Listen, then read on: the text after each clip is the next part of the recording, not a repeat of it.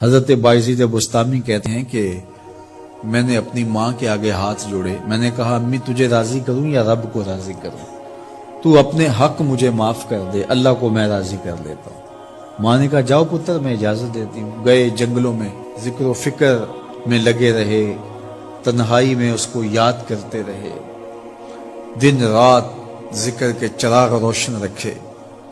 12 سال گزر گئے حق کی تلاش میں۔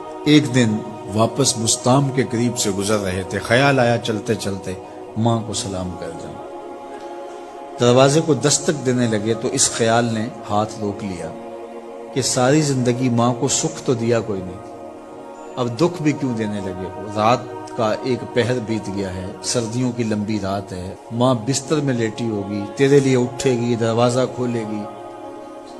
دروازے کے ساتھ ہی لگ کے بیٹھ گئے اور ساری رات کاٹ دی، اس خیال سے کہ ماں کو تکلیف نہ ہو۔ جب سحری کا وقت ہوا تو اندر سے جو نالی آتی تھی اس نالی سے پانی آیا، سمجھ گئے میری ماں تہجد کے لیے اٹھی ہے اور وضو کا پانی ہے، تو فوراً دروازے پہ دستک دی۔ اندر سے آواز آئی بیٹا بایزید میں ابھی آئی۔ مائیں بیٹوں کے دستک کے انداز سے جان لیتی ہیں یہ کس بیٹے کے ہاتھوں کا لمس ہے۔ 12 سال کے بعد آئے، دستک دی، کہا بیٹا بایزید میں ابھی آئی۔ ماں کی تو نگاہیں ہی دروازے پہ رہتی ہیں۔ اللہ اکبر۔ کہتے ہیں کہ ماں نے دروازہ کھولا، 12 سال جنگلوں کی خاک چھانتے بیت گئی تھی، پراگندہ صورت، بکھرے ہوئے بال، پھٹے ہوئے کپڑے۔ میری ماں کی جب نگاہ میرے پہ پڑی تو اس کی چشمان سے موٹے موٹے آنسو ٹپکنے لگے، اور اس نے ایسے ہاتھ پھیلا کے کہا مالک میرا بیٹا بایزید تیری طلب میں نکلا تھا، تو نے ابھی تک اسے اپنا قرب نہیں دیا۔ حضرت بایزید بستامی کہتے ہیں 12 سال کی ریاستوں سے جو کچھ نہیں ملا تھا ماں کے اٹھے ہوئے ہاتھوں سے مل گیا۔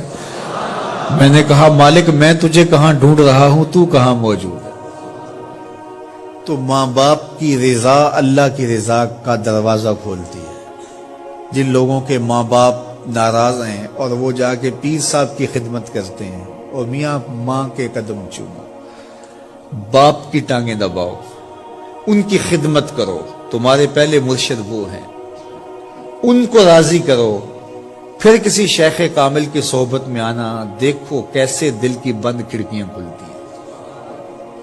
ایک مرشد تو ناراض کر آئے اور دوسرے مرشد سے تمہیں کیا ملے گا؟